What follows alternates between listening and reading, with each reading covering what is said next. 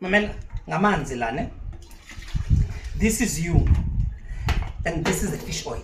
Ngifuna understand ukuthi wena ubani. Lamanzi nobu ngawahlanganisa ne-fish oil also loke separate amanzi from i-fish oil. Do you know why? Awahlangani. Nobu ngawahlanganisa amanzi i-fish oil yosolo kiba yodwa amanzi abuye ezantsi. Right?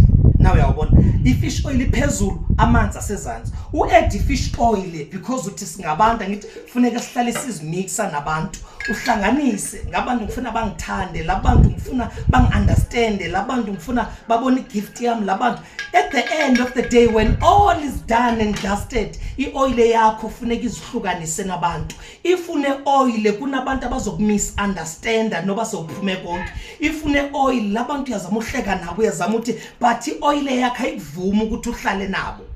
Ukwenze konke wabanceda wathini at the end of the day you separate from them. This is the oil ayivumi ukuthi uhlale ayizukunika peace ayizukunika ukuthi abantu bakuthande because you need to separate yourself. It separates you.